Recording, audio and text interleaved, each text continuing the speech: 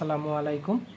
R dot tricky education এবং NU math care চ্যানেলের পক্ষ থেকে আমি রিয়াদ একরামুল হাসান আপনাদের আরেকটি ক্লাসে জানাই স্বাগতম। আজকের ক্লাসে আমরা এই চ্যাপ্টার 1-এর দ্বিবিভক্তি পদ্ধতি বা বাইসেকশন মেথড, এই মেথডের একটা এক্সাম্পল সলভ করে দেওয়ার চেষ্টা করব। বইয়ের মধ্যে দেখবেন আপনার প্রথম দিকে বেশ সবগুলা থিওরি বা মেথডগুলো একসাথে করানো আছে, তারপরে ধারাবাহিকভাবে আপনার এক্সাম্পলগুলো দেয়া আছে। তো আমরা একটা মেথড পড়ব, ওই মেথডের এক্সাম্পলগুলো পড়ে ফেলবো আগে, তার পরবর্তীতে আরেকটা মেথড আমরা পড়বো, তারপরে সেই মেথডের এক্সাম্পলগুলো আমরা পড়বো। এরকমভাবে পড়লে আপনার যে মেথডটা যখন পড়ছেন সেই মেথডের সাথে ওই মেথডের এক্সাম্পলটা পড়লে ওই মেথডটা এবং ওই মেথডের ইমপ্লিমেন্টটা এক্সাম্পলে কিভাবে মূলত ব্যবহার করতে হয় সেই বিষয়টা আপনাদের প্রথমেই ক্লিয়ার হয়ে যাবে। আমি যদি একটানা সবগুলো থিওরি আগে পড়িয়ে ফেলি, তারপরে আপনার এক্সাম্পল করাই, সেক্ষেত্রে দেখা যায় যে আপনি সর্বশেষ পড়ে আসছেন হচ্ছে ইটারেশন মেথড, এখন আইসা আপনি এক্সাম্পল করতেছেন বাইসেকশন মেথড, একটু উলটপালট লাগতে পারে। তো সেক্ষেত্রে আমি বাইসেকশন মেথডের থিওরি পড়াইছি, এখন সেই মেথডের আপনার এক্সাম্পল সলভ করব। এর পরবর্তীতে আমরা অন্য আরেকটা মেথড পড়াবো, তার পরবর্তীতে সেই মেথডের এক্সাম্পলগুলো করাবো। এরকমভাবে আমি পড়াতে চাচ্ছি আর কি। আশা করি এটা আপনাদের জন্য সহজ হবে। তো আজকের ক্লাসে আমরা এই বাইসেকশন পদ্ধতির একটা এক্সাম্পল সলভ করে দেওয়ার চেষ্টা করব।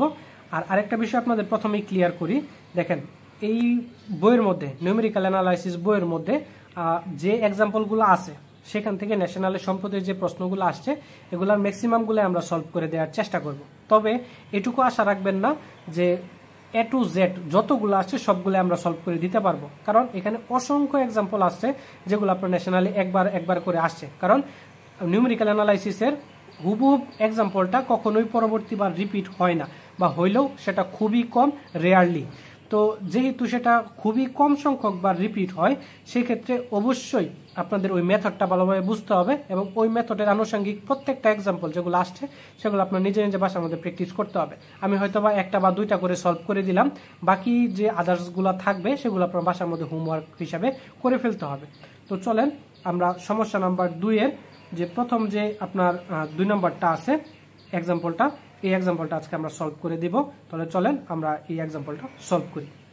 তো দেখেন ডাকটুকু আমার খাতার মধ্যে লেখা আছে যে দ্বিবিভক্তি পদ্ধতি ব্যবহার করে এই সমীকরণটির একটি বাস্তব মূল নির্ণয় করো, এবং সেখানে বলে দিয়ে দিবে পরীক্ষার মধ্যে। এখানে আমাদের যেহেতু সবগুলো একসাথে আছে, আপনি ফাইনাল পরীক্ষায় দেখবেন অবশ্যই লেখা থাকবে 2 দশমিক বা 3 দশমিক স্থান পর্যন্ত মিলাইতে বলবে আর কি, বা সেটাকে 4 দশমিক স্থান পর্যন্ত বলতে পারে। তবে স্পেসিফিকলি বলে দেওয়া থাকবে যে এত দশমিক স্থান পর্যন্ত মিলাও। আর যদি পরীক্ষার মধ্যে এই কথাটা উল্লেখ করা না থাকে সেক্ষেত্রে অবশ্যই আপনারা মিনিমাম 3 গড়, দশমিকের পরে 3 গড় মিলিয়ে দেখাইতে হবে। তো এই মিলানোটা কি, এটা আমরা যখন সলভ করবো তখন বিষয়টা ক্লিয়ারলি বুঝতে পারবেন। তো আর অ্যাটলিস্ট এখন এটুকু বুঝে নেন যে পরীক্ষার মধ্যে হয়তো বলে দেওয়া থাকতে পারে, যদি বলে দেওয়া না থাকে তাহলে মিনিমাম 3 দশমিক স্থান পর্যন্ত আপনাদের মিলিয়ে দেখাইতে হবে। তো চলেন আমরা এক্সাম্পলটা সলভ করি। এখানে বলছে আমাদের একটা সমীকরণ দেওয়া আছে, আমরা প্রথমে লিখে রাখলাম যে প্রদত্ত সমীকরণ এত। আমাদের প্রথম কাজটুকু কি ছিল বাইসেকশন পদ্ধতির, যে এফ অফ এক্স হিসাবে আমাদের একটা সমীকরণ থাকে। তো এফ অফ এক্স হিসাবেই ধরে নিলাম যে এই সমীকরণটা আমরা সাইডে প্রথমে লিখি যে ধরি এফ অফ এক্স সমানই হচ্ছে x cube plus x square minus 1, এটুকু হচ্ছে আমাদের এফ অফ এক্স হিসাবে সমীকরণ। তাহলে এই সমীকরণ থেকে আমাদের প্রথম কাজটুকুই হচ্ছে এটার যে ফলাফল, সেই ফলাফলটা আমাদের বের করে ফেলা। তো এই ফলাফলটা আমরা কিভাবে বের করব, দেখেন আমরা প্রিভিয়াস ক্লাসেও ক্যালকুলেটরের মাধ্যমে ফলাফল বের করা শিখাইছিলাম, মানে বেসিক ক্লাসে। তো আজকে আমরা আরো বিস্তারিত ক্লিয়ারলি আমরা বিষয়গুলো আলোচনা করার চেষ্টা করব। তো আমাদের প্রথম কাজটুকু কি বলছিলাম, ক্যালকুলেটরটাকে ডেসিমেল থেকে রেডিয়ান মোডে আমাদের প্রথমত নিতে হবে। সবগুলো ক্যালকুলেটরের ডেসিমেলে থাকে, দেখেন এখানে ডি লেখা আছে, এটা হচ্ছে ডেসিমেল। আর যদি আপনি রেডিয়ান মোডে নেন তাহলে আর লেখা থাকবে। তো প্রথম কাজটুকু হচ্ছে আমাদের ক্যালকুলেটরটাকে রেডিয়ান মোডে নেওয়া। তো রেডিয়ান মোডে কিভাবে নিতে হয় আমরা বলছিলাম যে শিফটে চাপ দিবেন, তারপরে এখানে যে মোড আছে মোডের মধ্যে ক্লিক করবেন। তো এখানে 4 নম্বরে দেখবেন রেড লেখা, মানে এটা হচ্ছে রেডিয়ান। তো আপনি জাস্ট 4-এর মধ্যে ক্লিক করলেই আমাদের ক্যালকুলেটরটা এখন রেডিয়ান মোডে চলে গেছে। এখানে দেখেন আর লেখা আসছে, রেডিয়ান মোডে আমাদের ক্যালকুলেটরটা চলে গেছে। তো এখন আমরা ওই সমীকরণটা উঠাবো প্রশ্নের এই ক্যালকুলেটরে। তো সমীকরণটা কিভাবে উঠাইতে হয় আমরা বলছিলাম যে এই আলফাতে ক্লিক করে আপনার এই যে ফার্স্ট ব্র্যাকেটের পার্টটুকু আছে এখানে ক্লিক করলে এক্স আসবে, তারপর এটার উপরে যেহেতু কিউব আছে এটার উপরে দেখেন কিউব লেখা আছে, তো শিফটে চেপে এখানে ক্লিক করলে আমাদের এক্স কিউবটা চলে আসবে। তারপরে সমীকরণ ছিল হচ্ছে প্লাস আবার হচ্ছে এক্স স্কোয়ার। তাহলে এখানে আমি ক্লিক করে আলফাতে ক্লিক করে এটাতে ক্লিক করলে আসবে হচ্ছে এক্স, এটা হচ্ছে স্কোয়ার, এই যে আমরা ক্লিক করলাম এক্স স্কোয়ার, তারপরে আসে হচ্ছে -1, তাহলে লিখলাম হচ্ছে -1। এই যে সমীকরণটা আমরা লিখে ফেললাম। এরপর এটার ফলাফলটা কিভাবে বের করতে হয় আমরা জানি যে শিফটে চাপার পর ক্যালকুলেট, আবার শিফট, আবার ক্যালকুলেট, তারপরে আমাদের ইজ ইকুয়াল টুতে ক্লিক করতে হয়, তারপরে একটু সময় নিয়ে আমাদের এখানে ফলাফলটা চলে আসবে। তো এই সমীকরণের ফলাফলটা হচ্ছে 0.754877। তাহলে আমরা জেনে গেছি এটার ফলাফলটা কি হবে। আপনারা খাতার মধ্যে লিখবেন না, তবে যেহেতু আমি ক্যালকুলেশনটা আপনাদের করতে হবে সেই ক্ষেত্রে আমি আপনাকে আগে থেকে এখানে একটু আনসারটা লিখে রাখতেছি যে এক্স ইজ ইকুয়াল টু 0.754877। এই পর্যন্ত আমরা মানটা জাস্ট লিখে রাখলাম। এটা হচ্ছে আমাদের ফলাফল। আমাদের যে ক্যালকুলেশনগুলো করে যাব ধারাবাহিকভাবে, আমাদের সর্বশেষ যে মানটা আনবো সেটা যেন এই মানের কাছাকাছি মান আসে, কারণ আমাদের এই অধ্যায় বা এই টপিকের কাজটুকুই হচ্ছে এই ফলাফলের সম্ভাব্য বা সবচেয়ে নিকটবর্তী ফলাফলটা নিয়ে আসা, মানে সম্ভাব্য মান কাছাকাছি একটা মান নিয়ে আসা। একদম একুরেট আনতে হবে এরকম না, আপনার অ্যাটলিস্ট 7, 5, 4 আপনি 3 আনলেন, মানে যেন একদম যেহেতু 6 ঘর বা 7 ঘর লিখছি অ্যাটলিস্ট যেন 4 ঘর বা 5 ঘর পর্যন্ত আপনার মিলে, এরকম ভাবে আপনি মানগুলা ফলাফল হিসেবে দেখাইতে হবে। তো এটাই হচ্ছে আমাদের সম্ভাব্য ফলাফল। ওকে, তো এই ফলাফলটাই আমাদের মূলত বের করে দেখাইতে হবে। এখন কিভাবে বের করব সেই প্রসেসটা দেখেন। আমাদের প্রথমত বলছিল যে এ এবং বি হিসাবে আমাদের দুইটা মান আমাদের ধরতে হবে। কি মানটুকু ধরবো? আমাদের যে ফলাফলটা আসছে ওই ফলাফলের সবচেয়ে নিকটবর্তী যে পূর্ণ সংখ্যা, ওই দুইটা পূর্ণ সংখ্যা ধরাটাই হচ্ছে সবচেয়ে সেফ অপশন বা সবচেয়ে ভালো আপনার নিয়ম। তো আপনার সবসময় চেষ্টা করবেন যে মানটা আসছে ওইটার কাছাকাছি যে দুইটা পূর্ণ সংখ্যা আছে ওই দুইটা পূর্ণ সংখ্যা ধরার জন্য। তো 0.75 এটার কাছাকাছি সবচেয়ে কাছাকাছি পূর্ণ সংখ্যা কি কি আছে? একটা আছে হচ্ছে 0 আর একটা আছে হচ্ছে 1। এই দুইটা হচ্ছে আমাদের তার সবচেয়ে কাছাকাছি পূর্ণ সংখ্যা। আপনি চাইলে এখানে এর থেকে ছোট যে কোনো মান নিতে পারবেন বা এর থেকে বড় যে কোনো মান নিতে পারবেন, কারণ আমাদের উদ্দেশ্যটা কি, আমাদের এই পদ্ধতিটা করার ক্ষেত্রে আমাদের মূল কাজটুকু হচ্ছে অবশ্যই F of A into F of B, এদের গুণফলটা 0 থেকে ছোট হইতে হবে, এটা হচ্ছে বাধ্যতামূলক। এটা যদি না মানে তাহলে আমাদের ক্যালকুলেশনটা হবে না। তো আপনি দেখবেন এই যে এক্স থেকে ছোট যে কোনো মানই আপনি বসান না কেন, এখান থেকে ছোট যে কোনো মান, মনে করেন আপনি 0.5ও যদি সমীকরণে বসান তাহলে দেখবেন একটা নেগেটিভের মান আসবে, আর যদি 0.75 থেকে বড় মানে 0.8 বসান তাহলে দেখবেন একটা পজিটিভের মান আসবে। তার মানে ওই দুটার গুণফল আলটিমেটলি 0ই হবে। তখন আমরা দেখব যে আমরা যে মানগুলো নিছি সেটা আসলে আমাদের ওই প্রসেসটা বা এই যে আমাদের সমীকরণ, এই যে আমাদের কন্ডিশনটা, এই কন্ডিশনটা ফুলফিল করে কিনা। তো এটার জন্য আমাদের কি করতে হবে, এই যে সমীকরণটা, এই সমীকরণটা আপনারা ক্যালকুলেটরে তুলবেন বা আপনারা এখানে ক্লিক করলে সমীকরণটা শুধু থেকে যাবে, ফলাফলটা চলে যাবে।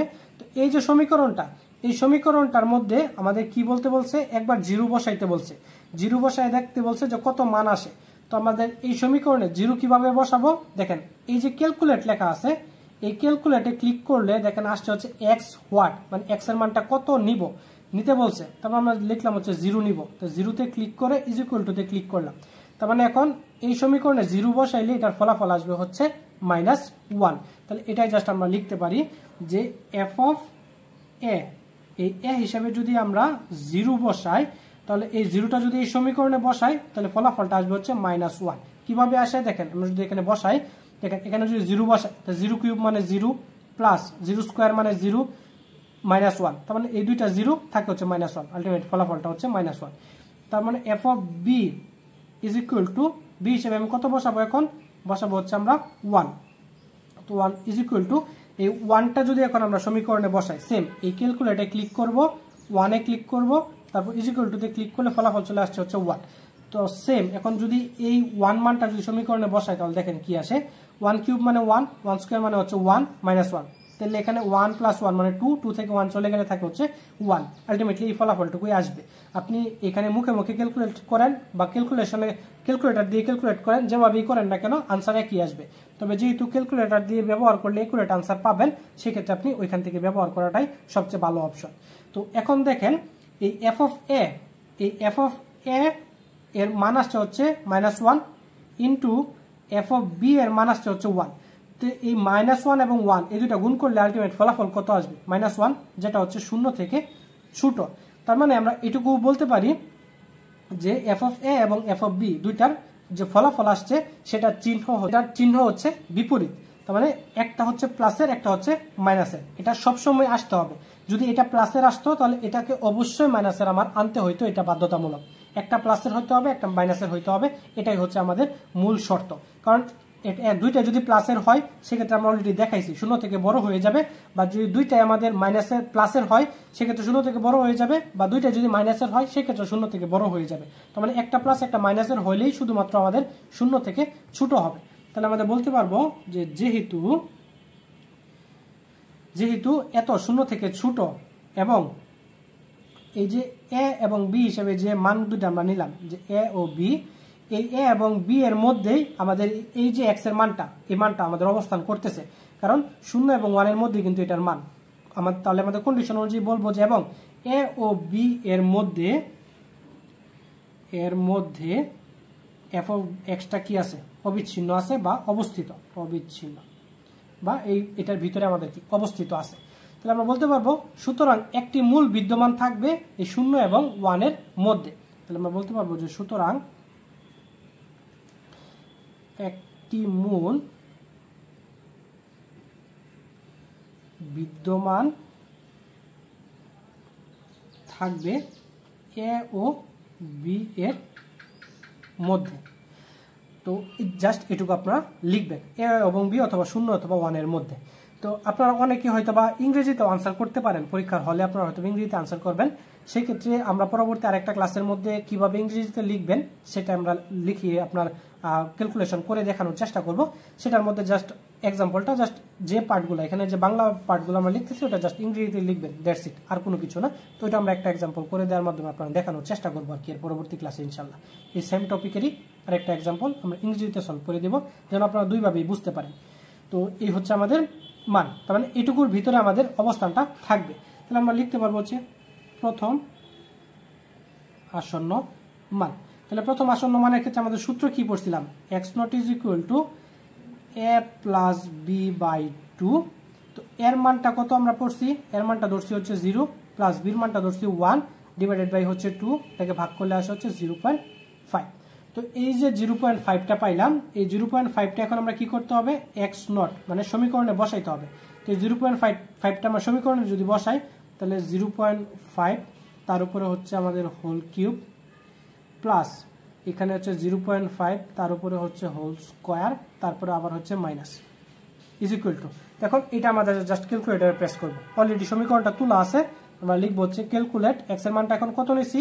0.5 ইজ ইকুয়াল টু, তো ইজ ইকুয়াল টু তে ক্লিক করলে আমাদের মান চলে আসছে, দেখেন -0.625, -0.625, এটা আসছে হচ্ছে আমাদের ফলাফল। তো এই ক্ষেত্রে এর আগে যে মানটা বসায় আমাদের মাইনাসের মানটা পাইছিলাম ওইটা এখন চেঞ্জ করে দিয়ে এই মানটুকু এখন আমরা নিয়ে কাজ করব। কিরকম দেখেন, আমি এই সংখ্যা রেখার মাধ্যমে একটা অলরেডি আমি বিষয়টা দেখাইছিলাম যে আমাদের a এর মান ধরছি হচ্ছে আমাদের 0, b এর মান ধরছি হচ্ছে আমাদের 1, তাই না? তো এই সমীকরণের মধ্যে 1 বসাইলেও কিন্তু একটা মান আমরা পাইছি, 0 বসাইলেও একটা মান কিন্তু আমরা পাইছি। 0 বসাইলে আমরা মান পাইছি হচ্ছে নেগেটিভ, 1 বসাইলে মান পাইছি হচ্ছে আমাদের পজিটিভ, এবং x এর মানটা হচ্ছে আমাদের 0.75। ওকে, এখন আমরা নতুন যে মানটা পাইছি মানে x নট হিসেবে মানটা পাইছি সেটা কত? 0.5। তার মানে 0.5টা এখন আমাদের কোথায় আছে? এটা যদি 0.75 হয় তাহলে এটা হবে আমাদের 0.5, এটা হচ্ছে আমাদের x নট। তার মানে এই যে x এর অবস্থানটা, এই x এর অবস্থানটা এখন কোথায় আছে? এই যে x নট এবং b এর মধ্যে আমাদের এই x এর অবস্থানটা আছে, তাই না? তার মানে এখন যেহেতু এইটুকু পার্টের মধ্যে আমাদের x এর অবস্থানটা আছে, তার মানে এই যে আগের এই এটা এখন আমরা বাদ দিয়ে দিব, এটা এখন আমার কোনো কাজ নাই। বা এটাকে আমরা সহজভাবে বলতে পারি যে মানটা বসে আমরা এর আগে নেগেটিভ পাইছি, যেহেতু এটা আমরা নেগেটিভ ফলাফল পাইছি, তো এর আগে যে মানটা বসে আমরা নেগেটিভ পাইছি সেটা এখন চেঞ্জ করে দিব। যদি আমরা পজিটিভ পাইতাম তাহলে যে মানটা আমরা এর আগে পজিটিভ পাইছিলাম বসায় ওই পজিটিভ মানটা আমরা চেঞ্জ করে ফেলবো। তো দেখেন জাস্ট এটুকুর মধ্যে যদি আমরা বলি এই 0.5 বসায় এখন আমরা নেগেটিভ মান পেয়ে গেছি। তো এখন আমাদের এই এর পরিবর্তে আমরা যেহেতু আগে 0 বসায় নেগেটিভ পাইছিলাম, এখন 0.5 বসায় আমরা নেগেটিভ পাইছি, তার মানে এই এটা এখন আমাদের চেঞ্জ হয়ে যাবে। তাহলে আমরা এখন দ্বিতীয় আসন্ন মানের ক্ষেত্রে আমরা বলতে পারবো যে অতএব দ্বিতীয় আসন্ন মান x1 ইজ ইকুয়াল টু, এখন এখানে হবে x0 প্লাস b/2। কেন x0 হয়েছে, এর পরিবর্তে x0টা কেন হয়েছে আমি আবারও ক্লিয়ার করি। দেখেন, যেহেতু এর আগে 0 বসায় মাইনাস পাইছি, এখন আমাদের এই 0.5 বসায়ও আমরা মাইনাস পাইছি। এখন যদি আমরা বির মানটা উঠাইয়া দিই তাহলে কিন্তু দুইটাই মাইনাসের হয়ে যায়, তো মাইনাসে মাইনাসে কিন্তু আমাদের প্লাস হয়ে যাবে, মানে 0 থেকে বড় মান চলে আসবে। কিন্তু আমাদের কন্ডিশনটা কিন্তু ছিল হচ্ছে এটা, যে এফ অফ যে আমাদের মানটা বসাবো, মানে x0 এর যে মানটা বসাবো সেটা এফ অফ বি এর সাথে গুণ করে অবশ্যই 0 থেকে ছোট হইতে হবে, এই কন্ডিশনটা। এখন এর মানটা যদি চেঞ্জ না করি বা এর পরিবর্তে যদি x0 না বসাই, যদি আমরা বির পরিবর্তে বসাই, সেক্ষেত্রে এই কন্ডিশনটা কিন্তু মানবে না। এই কন্ডিশনটা যদি না মানে তাহলে কিন্তু আমরা ক্যালকুলেশন করতে পারবো না। এই জন্যই আমাদের এর পরিবর্তে এখন আমাদের x0 হয়ে গেছে। তো এখন এই x0টা আমাদের কত 0.5 প্লাস বির মানটা কত 1 ডিভাইডেড বাই হচ্ছে 2। এখন এটাকে আমরা যদি ভাগ করি তাহলে মান আসবে হচ্ছে 0.75। তো এখন এটা হচ্ছে আমাদের x1, তাহলে f অফ x1। এখন এটা যদি এই x1টা যদি এখন আমরা সমীকরণে বসাই, তাহলে সমীকরণে বসাইলে দেখেন 0.75 তার উপরে হচ্ছে হোল কিউব, আমাদের সমীকরণটা x কিউব, প্লাস 0.75 তার উপরে হচ্ছে হোল স্কোয়ার, তারপর হচ্ছে -1 ইজ ইকুয়াল টু। এখন এটা যদি আমরা ক্যালকুলেটরে বসাই, দেখেন জাস্ট এই ক্যালকুলেটর প্রেস করব, x ওয়াট মানে x এর মানটা কত নিতে চাচ্ছি 0.75, এই মানটা আমরা নিতে চাচ্ছি, ইজ ইকুয়াল টু তে ক্লিক করব, আমাদের ফলাফল চলে আসছে দেখেন 0.0156। তাহলে জাস্ট এই মানটুকু আমরা লিখব যে -0.0156, এই মানটুকু আসছে। কি মান আসছে, মাইনাসের মান আসছে। তার মানে এখন আবার আমাদের এর আগে যে মানটা বসায় আমরা মাইনাসের মান পাইছিলাম সেটা এখন চেঞ্জ হয়ে যাবে, কারণ এর আগে আমি 0.5 বসায় মাইনাসের মান পাইছিলাম, এখন এই 0.5টা আর বসাইতে পারবো না। এখন নতুন যে তৃতীয় আসন্ন মান পাবো সেটার মধ্যে এই x0 এর পরিবর্তে আমরা কি লিখবো, এই 0.75। x0 এর পরিবর্তে এখন কি হয়ে যাবে, x1 হয়ে যাবে। কেন হবে, কারণ এই f অফ x1 এটুকু যে ফলাফল, এটার সাথে এফ অফ বি এর মান গুণ করলে সেটা 0 থেকে ছোট হইতেছে। ওকে, তো এখন আমাদের তৃতীয় আসন্ন মান হিসেবে আমরা লিখব যে তৃতীয় আসন্ন মান। তো তৃতীয় আসন্ন মান মানে হচ্ছে x2 ইজ ইকুয়াল টু, এখন কি হবে আমাদের x0 এর পরিবর্তে এখন কি হবে x1 plus B divided by হচ্ছে 2 ইজ ইকুয়াল টু, এখন x1 এর মান কত পাইছি 0.75 প্লাস বির মানটা কত 1 ডিভাইডেড বাই হচ্ছে 2। তো এটাকে যদি আমরা ভাগ করি তাহলে ফলাফলটা আসবে হচ্ছে 0.875। তার মানে এখন এই 0.875টা আমরা সমীকরণে বসাবো। তাহলে দেখেন অপর পেজে যদি আমরা সমীকরণে বসাই মানটা, তাহলে আমরা লিখবো যে এফ অফ, এখন এখানে হবে আমাদের কত x2 যেহেতু বের করতেছি, x2 is equal two F of, এখন কত বসাইতেছি 0.875, এটুকু আমরা বসাবো। এখন সমীকরণ যদি বসাই 0.875 তার উপরে হচ্ছে হোল কিউব প্লাস 0.875 তার উপরে হচ্ছে whole square -1 is equal to, এখন দেখবো এটুকুর মধ্যে আমাদের সমীকরণে বসাইলে কি আসে। এই ক্যালকুলেটরে ক্লিক করব, তারপরে আমরা কত বসাইতে চাচ্ছি 0.875, এই মানটুকু বসাইতে চাচ্ছি। ক্যালকুলেটর প্রেস করব, জাস্ট আনসার চলে আসছে দেখেন 0.4355। তার মানে এখন এই 0.875 বসাইলে আমাদের মানটা কিসের আসছে, পজিটিভ মান চলে আসছে। তার মানে এর আগে যে মানটা বসায় আমরা পজিটিভ পাইছিলাম এখন সেটা চেঞ্জ হয়ে যাবে। তো দেখেন এর আগে এফ অফ বি মানে এই এফ অফ বি বসাইলে আমাদের পজিটিভ আসছে, এর আগ পর্যন্ত আমরা সবগুলাই বির মান বসাই গেছি, কিন্তু এখন আমাদের নতুন আর একটা মান পাইছি যেটা বসাইলে আমাদের পজিটিভ আসতেছে, যেটা এটা থেকে ছোট আছে। তো এখন ওই মানটা আমরা বসাবো, ওই মানটা এখন আমরা কি করব বসাবো, বসাইলে আমাদের তাহলে কিটা চেঞ্জ হবে, বিটা চেঞ্জ হবে। তার মানে এই x1টা আমাদের ঠিক থেকে যাবে, এই এফ অফ বি এর পরিবর্তে আমাদের এখন কি হবে এফ অফ x2। তাহলে দেখেন এফ অফ x1টা ঠিক থাকবে, এফ অফ x2 হবে। কেন, কারণ এফ অফ x1 এবং এফ অফ x2 এই দুটার গুণফলই এখন 0 থেকে ছোট হইতেছে। কারণ এটা যদি আমি আরেকবার একটু এই সংখ্যা রেখায় দেখাই, আসলে মূল কাজটুকু আমরা কি করতেছি দেখেন, দেখেন আমাদের এ হিসাবে এখানে ছিল হচ্ছে a0 এবং বি এর মান ধরছে হচ্ছে 1 এবং আমাদের যে মানটুকু ফলাফলটুকু আসছিল সেই x এর ফলাফলটুকু আসছিল হচ্ছে 0.75 এটা ছিল আমাদের ফলাফল। এর পরবর্তীতে আমরা ধাপে ধাপে এই এ এর পরিবর্তে বা এটাকে বেনিশ করে দিয়ে আমরা নতুন x0 এর মান পাইছিলাম হচ্ছে 0.5। তার মানে এটুকুর দ্বারা আসলে কাজটা কি করলাম, যে x এর মানের নিকটে আমরা যাওয়ার চেষ্টা করতেছি। আগে যেহেতু ছিল x থেকে এটার দূরত্ব অনেক বেশি ছিল, এখানে আমরা শর্ট করলাম। এর পরবর্তীতে আবার এখানে পাইলাম হচ্ছে 0.6, সেটা ছিল x1। তার পরবর্তীতে x2 পাইলাম হচ্ছে আমাদের এই 0.8। তো মোট কথা হচ্ছে আলটিমেটলি আমরা এরকম এখান থেকে কমাইতেছি, এদিক দিয়ে কমাইতেছি, কমায় আস্তে আস্তে একটা স্টেজে আইসা এই যে আমাদের মানটুকু এটার কাছাকাছি আমাদের মানটুকু নিয়ে আসতেছি। দুই দিক থেকে আমরা কমাইতেছি, এদিক থেকে কমতেছে, এদিক থেকেও কমতেছে, দুই দিকে আমাদের কমতে কমতে আমাদের একটা স্টেজে আইসা এটার সমান সমান বা এটার কাছাকাছি মানটা আমরা নিয়ে আসবো। এটাই হচ্ছে আমাদের মূল কাজ। অর্ধেক করতে করতে আমরা একটা স্টেজে আইসা এই যে x এর মানটা যেটা উত্তর ওইটার কাছাকাছি মান আমরা বের করব। এটাই হচ্ছে আমাদের মূল কাজ। আশা করি বিষয়টা আপনারা বুঝতে পারতেছেন। তো এখন আমরা কি করব, চতুর্থ আসন্ন মানটা বের করব। তাহলে চতুর্থ আসন্ন মান, তাহলে চতুর্থ আসন্ন মানটা কি হবে, x3 ইজ ইকুয়াল টু, এখন তাহলে আমরা কি কি লিখব, যে x2 plus x1 divided by হবে হচ্ছে আমাদের কত 2। তাহলে x2 এর মানটা আমরা কত পাইছি, যে 0.875, এটা ছিল x2 এর মান, প্লাস x1 এর মান পাইছিলাম হচ্ছে 0.75 ডিভাইডেড বাই হচ্ছে আমাদের 2 ইজ ইকুয়াল টু, এটাকে যদি আমরা ভাগ করি তাহলে ফলাফল আসে হচ্ছে 0.8125। এটা হচ্ছে আমাদের নতুন x3 এর মান। এখন এই মানটা আমরা f অফ যে ফাংশনটা ওইখানে আমরা বসাবো। x3 is equal two f of 0.8125। তো এটা যদি আমরা বসাই তাহলে আমাদের যে সমীকরণটা ছিল 0.8125 তার উপরে হবে কিউব প্লাস 0.8125 তার উপর square minus 1 is equal two, এটুকুর মান যদি আমরা ক্যালকুলেটরে প্রেস করি তাহলে এটুকুর মান আসে হচ্ছে 0.1965। তার মানে পজিটিভ মান আসছে।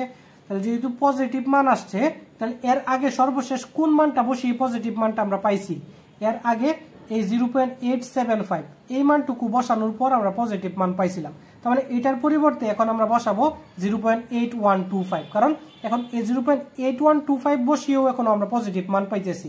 তার মানে এটা থেকে যেহেতু এটা আরো কাছাকাছি ওই ফলাফলের কাছাকাছি, তো এখন এইটুকুকে বাদ দিয়ে এখন এটুকু আমরা ধরবো এবং বাকি যেটা আছে সেটা আমাদের এভাবেই থাকবে।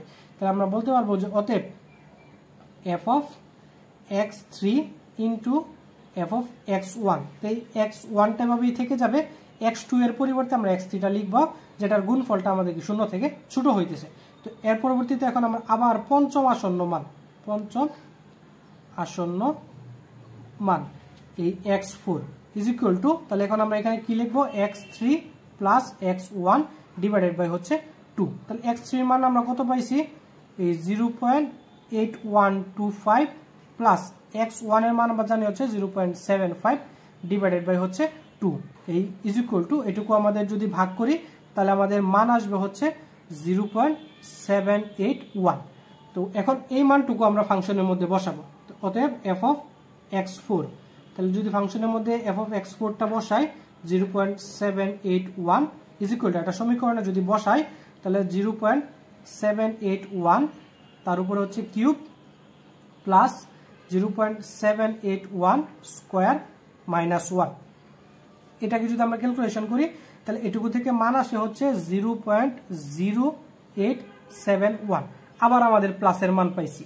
তখন এটাকে আবার এর আগে যেটা প্লাসের মান, এর আগে যে মানটা বসায় প্লাস পাইছিলাম সেটার পরিবর্তে এখন এটা বসাইতে হবে। এর আগে আমরা 0.8125 এটা বসায় প্লাসের মান পাইছি, তাহলে এখন আমরা ওইটার পরিবর্তে এখন 0.781 আমরা বসাবো। এখন এই ক্যালকুলেশনটা কতক্ষণ পর্যন্ত আমরা করব, এটা হচ্ছে আমাদের বোঝার বিষয়।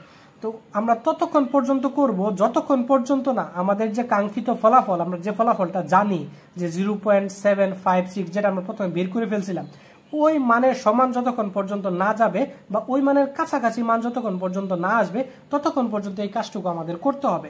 দেখেন অলরেডি কিন্তু আমরা 0.78 পর্যন্ত চলে আসছি। আমাদের ফলাফলটা হচ্ছে 0.7548। তো যেহেতু আমাদের এইরকম মান আসছে এবং অলরেডি 0.78 এর কাছাকাছি আমরা চলে আসছি, তার মানে আমাদের আর কয়েকবার করলেই হয়তো বা 0.754 এই পর্যন্ত আমরা নিয়ে আসতে পারবো, যেহেতু অলরেডি 0.78 পর্যন্ত আমরা চলে আসছি। তো এই কাজটুকু আমরা ধারাবাহিকভাবে করতে থাকবো। তো বাকি কাজটুকু আমি দেখেন বই থেকে যদি দেখিয়ে দিই, যেহেতু সেম কাজটুকু আপনি ক্যালকুলেটরে জাস্ট বসিয়ে বসিয়ে করবেন, তাই আমি বই থেকে একটু দেখিয়ে দিতেছি। দেখেন অলরেডি আমরা এই পঞ্চম আসন্ন মান আমরা বের করে ফেলছি। তো এই পঞ্চম আসন্ন মানটা যদি আমরা সমীকরণে বসাই, তাহলে যেহেতু পজিটিভ মান পাইছি, তাহলে পজিটিভ মানটা যেহেতু পাইছি, তার মানে এর আগে যে মানটা বসিয়ে পজিটিভ পাইছিলাম সেটা এখন চলে যাবে। তো ওইটার পরিবর্তে এখন নতুন আমাদের পজিটিভ মানটা বসাবো, বসিয়ে আমরা ডিভাইডেড বাই 2 করব, সেটা ফলাফল আসবে, সেটা আমরা আবার সমীকরণে বসাবো। সমীকরণে বসানোর পর আমাদের মান পাইছি হচ্ছে 0.0349। তার মানে আবার আমরা পজিটিভ পাইছি। তাহলে যেহেতু আবার আমরা পজিটিভ পাইছি, তাহলে এর আগে সর্বশেষ যে মানটা বসিয়ে পজিটিভ পাইছিলাম, তাহলে সেই মানটা আমরা বাদ হয়ে যাবে। তো এর আগে কোন মানটা বসিয়ে পজিটিভ পাইছিলাম? x4 এর মানটা বসে আমরা পজিটিভ পাইছিলাম। তো এটা এখন আমরা চলে যাবে, এটা চলে গিয়ে x5টা বসে যাবে। তো x5টা বসাইলাম, বসে আবার মান বের করলাম x6 এর, আমরা 0.75 পাইলাম। তো এটা আমরা আবার বসাবো সমীকরণে, বসানোর পর 0.0094 মানে পজিটিভ মান পাইছি। যেহেতু পজিটিভ পাইছি, এই জন্য এর আগে যে মানটা বসিয়ে আমরা পজিটিভ পাইছিলাম x5, ওইটা আমরা তুলে দিব। তুলে দিয়ে এখন বসাবো হচ্ছে 0.757, এই মানটা বসাবো। তো এই মানটা বসাবো কোথায়? আমরা এই f of x6 into x1, এটা আমরা আবার সমীকরণে বসাবো। সমীকরণে বসাইলে দেখেন এখন আমাদের কি নেগেটিভ মান আসছে। যেহেতু নেগেটিভ মান চলে আসছে, তার মানে এর আগে কোন মানটা বসায় নেগেটিভ পাইছি?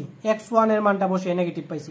তো x1 এর পরিবর্তে এখন আমাদের x6টা বসে যাবে, মানে x7টা বসে যাবে। x7 এর যে মানটা, x6 তো ছিল, x7 এর মানটা বসে যাবে। তো এরকম ভাবে আমরা কন্টিনিউয়াসলি করতে থাকবো। দেখেন অলরেডি কিন্তু আমরা 0.55 এর কাছাকাছি চলে আসছি। উত্তর যেহেতু 0.54, তাহলে অলরেডি কিন্তু আমরা কাছাকাছি চলে আসছি। তার পরবর্তীতে এই প্রসেসটা আমাদের কন্টিনিউ করতে থাকবো। কতক্ষণ পর্যন্ত গিয়ে থামবো? আমরা প্রথমেই বলছিলাম যে দশমিকের পর যদি আমাদের 2 ঘর পর্যন্ত মিলাইতে বলে, তাহলে আমাদের অলরেডি আমাদের আনসারটা হয়ে গেছিল। দেখেন এই 8তম আসন্ন মানে আসার পর আমাদের দশমিকের পরে মান আসছে হচ্ছে 0.75। 9তম বারও আমাদের 0.75 আসছে, মানে দশমিকের পরে 2 ঘর সিমিলার আসছে। যদি 2 ঘর মিলাইতে বলে, তাহলে আমাদের আনসার এখানেই শেষ। যদি 3 ঘর মিলাইতে বলে, তাহলে দেখেন এখানে কিন্তু 3 ঘর মিলে নাই। 0.753, এখানে 0.755 আসছে, 3 নাম্বারটা মিলে নাই। তো এটা আবার করতে হবে। আবার করে দেখলাম আসছে হচ্ছে 0.754, তারপরও মিলে নাই। এখন আরেকবার করার পর 11তম বার আসার পর দেখলাম আমরা 3টা মিলে গেছে, 0.754, 0.754। তার মানে আমরা যদি 3 ঘর বলে, তাহলে 3 ঘর পর্যন্ত আমাদের এই পর্যন্ত করে দিলেই হয়ে যাবে। তবে ম্যাক্সিমাম গুলাই 2 ঘর বা 3 ঘরই বলে, এর থেকে বেশি বলে না। কারণ যেহেতু যত বেশি বলবে তত বেশিক্ষণ আমাদের ক্যালকুলেশন করতে হবে। তো 2 ঘর বা 3 ঘর পর্যন্ত মূলত পরীক্ষায় আসে। যদি 3 ঘর পর্যন্ত বলে, এই পর্যন্ত আপনার আনসারটা লিখে শেষ করে দিবেন। তাহলে বলবেন যে অতএব আসন্ন মূল হচ্ছে এটা, তাহলে আমাদের আনসারটা কমপ্লিট হয়ে যাবে। আশা করি আপনার বিষয়টা বুঝাইতে পারছি। এর পরবর্তী ক্লাসে আমরা আরেকটা এক্সাম্পল সলভ করে দেওয়ার চেষ্টা করব, এতে করে এই কনসেপ্টটা আপনাদের আরো বেশি ক্লিয়ার হবে। তো এই ছিল আজকের ক্লাস। পরবর্তী ক্লাসের জন্য শুভকামনা রইল। ধন্যবাদ।